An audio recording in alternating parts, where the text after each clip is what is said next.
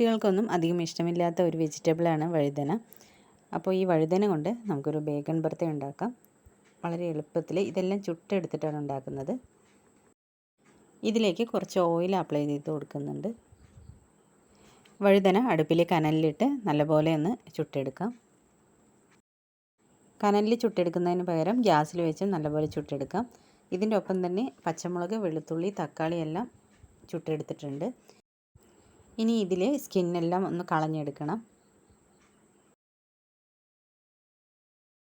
തക്കാളിയുടെയും വെളുത്തുള്ളിയുടെയും എല്ലാം തൊലി ഇതുപോലെ ഒന്ന് കളഞ്ഞെടുക്കണം.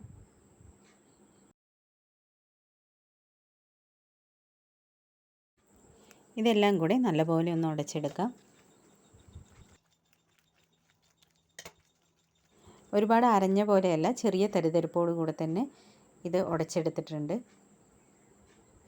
ചീനച്ചട്ടി ചൂടാവാനായി വെച്ചിട്ടുണ്ട്. ഇതിലേക്ക് കടുകെണ്ണ ഉണ്ടെങ്കിൽ അത് ഒഴിച്ചു കൊടുക്കാം, അല്ലെങ്കിൽ സൺഫ്ലവർ ഓയിൽ ഒഴിച്ചു കൊടുക്കാം. 1/4 ടീസ്പൂൺ ജീരകം ഇട്ട് കൊടുത്തിട്ടുണ്ട്. ജീരകം പൊട്ടുന്ന സമയത്ത് ഇതിലേക്ക് മീഡിയം സൈസിലുള്ള ഒരു സവാള ചെറുതായി നുറുക്കിയത് കൂടെ ചേർത്ത് കൊടുക്കുന്നുണ്ട്. സവാളയുടെ കളർ ചേഞ്ചായി വരുന്ന സമയത്ത് ചെറിയൊരു കഷ്ണം ഇഞ്ചി കൂടെ ചേർത്ത് കൊടുക്കുന്നുണ്ട്. ഇത് ഇഷ്ടമല്ലെങ്കിൽ ഒഴിവാക്കാം.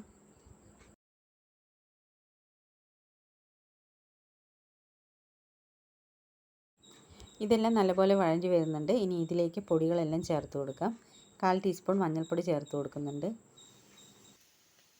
എരിവുള്ള മുളക് പൊടി 1 ടീസ്പൂൺ ചേർത്തിട്ടുണ്ട്. അതേ അളവിൽ തന്നെ 1 ടീസ്പൂൺ അളവിൽ മല്ലിപ്പൊടി കൂടി ചേർത്ത് കൊടുത്തിട്ടുണ്ട്.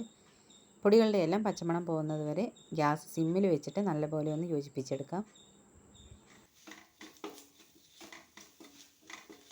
പൊടികളുടെ എല്ലാം പച്ചമണം പോയിട്ടുണ്ട്. ഇനി നേരത്തെ സ്മാഷ് ചെയ്ത് വെച്ചിരിക്കുന്ന ബേഗൺ, തക്കാളി എല്ലാം ഇതിലേക്ക് ചേർത്ത് കൊടുക്കാം. എല്ലാം കൂടെ നല്ലപോലെ ഒന്ന് മിക്സ് ചെയ്ത് കൊടുക്കണം. മസാലക്കൂട്ടെല്ലാം ഇതിലേക്ക് നന്നായി യോജിച്ച് കിട്ടുന്ന വിധത്തിൽ മിക്സ് ചെയ്ത് കൊടുക്കാം.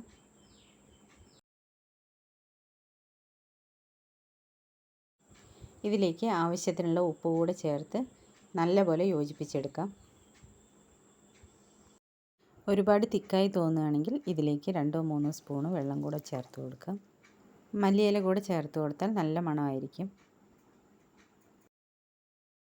ചുട്ടെടുത്തുണ്ടാക്കുന്ന ഈ നോർത്ത് ഇന്ത്യൻ ബേഗൺ റെസിപ്പിക്ക് വല്ലാത്തൊരു രുചിയാണ്.